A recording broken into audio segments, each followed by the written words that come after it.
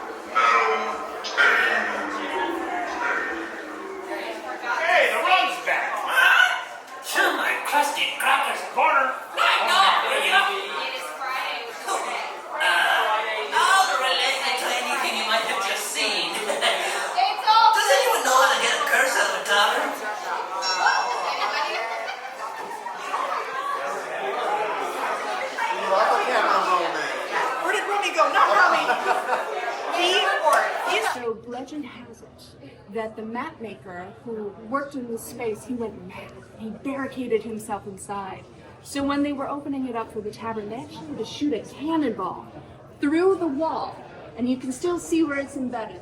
And that's why this door frame has seen better days.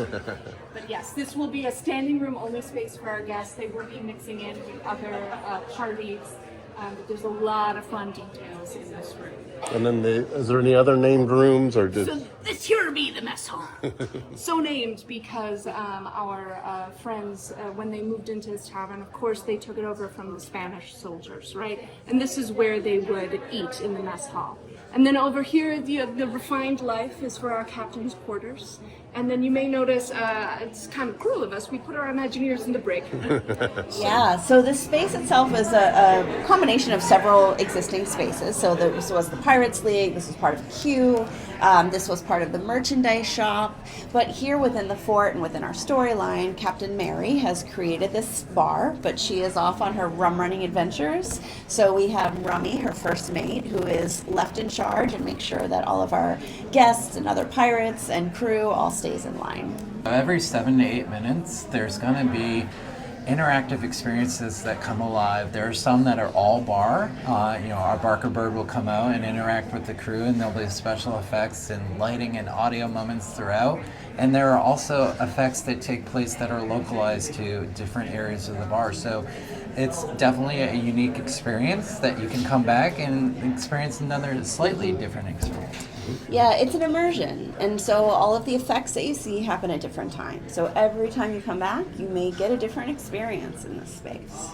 There's a couple of hours of show, so you're going to want to come back to experience everything. So, Rummy, our Barker builds upon the history of audio animatronics birds going back to Walt, and he's much more advanced and much more lifelike. So, And the bird looks a lot like the one that used to be out in front of the attraction. yes, but it's not the same bird. he's a Not the descendant same. of that bird, just not the same.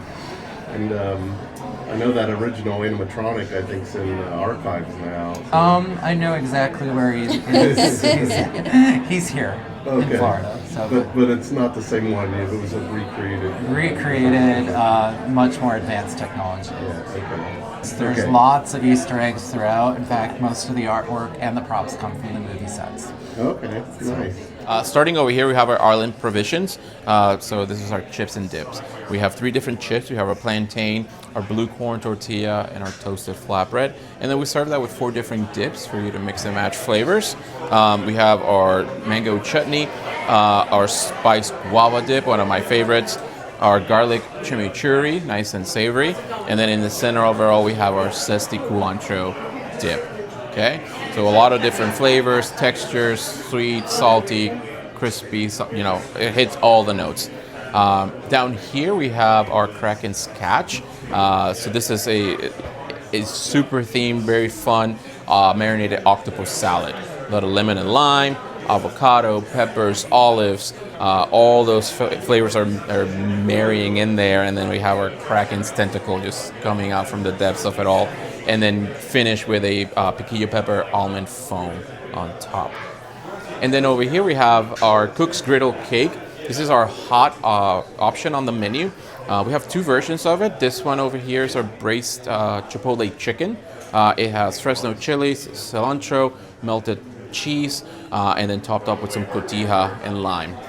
We also serve it as a vegetarian option with roasted poblanos and roasted corn.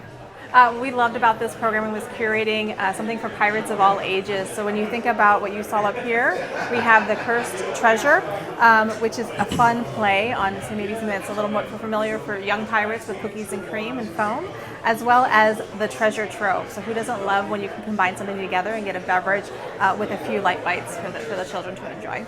If we want to walk over this way, we can start, you think about the beverage program, it's not just about rum at the Beak and Barrel. We have an assortment of spirits that we're highlighting throughout.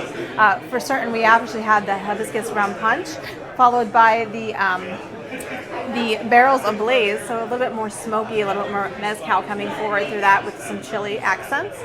The port of call, and then also the lit fuse. So really honing in on some fun plays on words with a little bit more spice and kick. Our favorites are actually highlighted in the center here. The Siren's Whisper, it's a little elegant. The glassware maybe doesn't fit within the space, so fun storylines as to how maybe it ended up here at the Beak and Barrel. And then who doesn't love our Plunder's Punch? So that's highlighted with some of the Kraken spiced rum inside of the novelty glassware that you get to take with you as a souvenir. And the Salty Seas Margarita. So that's really highlighting flavors of ube, which is very on trend right now, with a little bit of Lalo tequila.